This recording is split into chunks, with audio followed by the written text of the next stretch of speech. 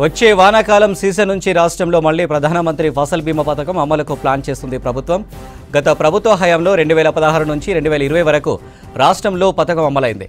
అయితే రైతులకు ఉపయోగకరంగా లేదని ఫసల్ బీమా పథకం నుంచి బయటకొచ్చిన బీఆర్ఎస్ సర్కార్ పంటల బీమా లేకపోవడంతో 4 ఏళ్లు తీవ్రంగా నష్టపోయారు రైతులు. పంటల బీమా అమలు చేయాలని రైతులు కోరినా గత ప్రభుత్వం పట్టించుకోలేదు. కాంగ్రెస్ అధికారంలోకి రాగానే మళ్లీ పంటల బీమా అమలుకు చర్యలు చేపట్టింది. ఇప్పటికే పంటల బీమా అమలుకు నివేదిక తయారు చేసిన వ్యవసాయ శాఖ ఇన్సూరెన్స్ కంపెనీలతో చర్చించాక పథకం ఫైనల్ కానుంది. రైతు వేసే ప్రతి పంటకు బీమా వర్తించేలా ప్రణాళిక రెడీ చేస్తుంది ప్రభుత్వం. ఇక మరిన్ని డీటెయిల్స్ యాదగిరి లైవ్లో అందిస్తారు. యాదగిరి, ఫసల్ బీమా పథకం అమలుకు సంబంధించి అప్డేట్స్ ఏంటి? అనిల్, ప్రధానమంత్రి ఫసల్ బీమా పథకం అనేది ఏదైతే ఈ పంటలు నష్టం జరుగుతాయో ఆ పంటల నష్టానికి సంబంధించి ఇన్సూరెన్స్ అంటే రైతులు నష్టపోకుండా దానికి సంబంధించి పంట నష్టం ఇచ్చే విధంగా వివిధ కంపెనీలతోని ఇన్సూరెన్స్ ప్రభుత్వమే ఒప్పందం పెట్టుకుంటుంది. అయితే ఇది ప్రధానమంత్రి ఫసల్ బీమా యోజన పథకం అనేది ఇది కేంద్ర ప్రభుత్వం అమలు చేస్తున్నటువంటి పథకం.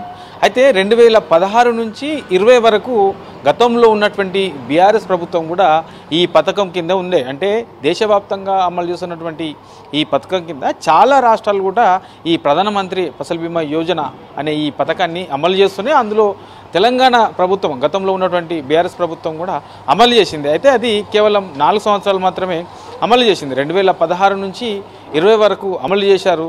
ఆ తర్వాత 20లోనే ఇది అంటే ఏదైతే ఈ కేంద్ర ప్రభుత్వం అమలు చేస్తున్నటువంటి ఈ పంటల బీమాకు సంబంధించిన పథకం ఉందో ఇది రైతులకు అంతగా ఉపయోగకరంగా లేదు. కేవలం ఏదైతే ఈ కంపెనీలు ఉంటాయో, ఇన్సూరెన్స్ కంపెనీలు ఉన్నాయో ఆ కంపెనీలకే ఉపయోగం అవుతుంది. రైతులకు ఏమాత్రంగా ఉపయోగకరంగా లేదు. అందులో కొన్ని పంటలకు మాత్రమే ఎక్కువగా ప్రియారిటీ ఉంది, మిగతా పంటలకు లేదు. ఇట్లా రకరకాల కారణాల వల్ల 2020లో బీఆర్ఎస్ ప్రభుత్వం, అప్పుడు ఉన్నటువంటి బీఆర్ఎస్ ప్రభుత్వం ఆ పథకంలో నుంచి బయటకు వచ్చింది.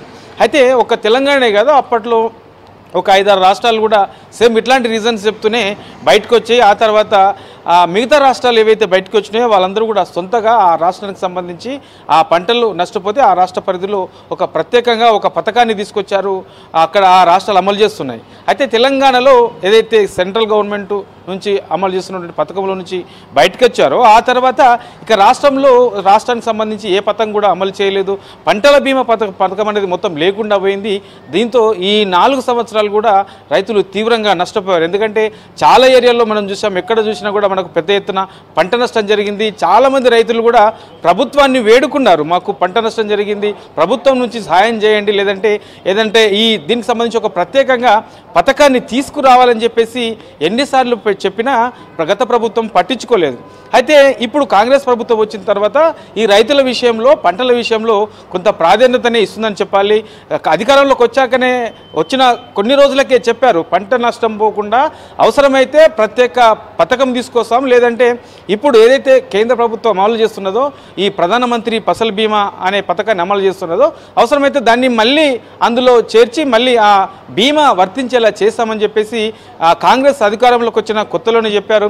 ఇక దానికి సంబంధించినటువంటి ప్రాసెస్ కూడా మొదలుపెట్టారు. వ్యవసాయ శాఖ దీనికి సంబంధించిన ఒక నివేదికను కూడా తయారు చేసింది. వీలైతే ఈ వచ్చే వానాకాల సీజన్ నుంచి మళ్ళీ ఏదైతే గతంలో ఉండేనో 2016 నుంచి 20 వరకు రాష్ట్రంలో ఏదైతే ఈ ప్రధానమంత్రి ఫసల్ బీమా యోజన పథకాన్ని అమలు చేశారో అదే తరహాలో మళ్ళీ రాష్ట్రంలో అమలు చేసే విధంగా ప్రభుత్వం అయితే ప్రణాళికలు చేస్తుంది. అందుకు సంబంధించి వ్యవసాయ శాఖ కూడా ఒక నివేదిక తయారు చేసినట్లు తెలుస్తుంది.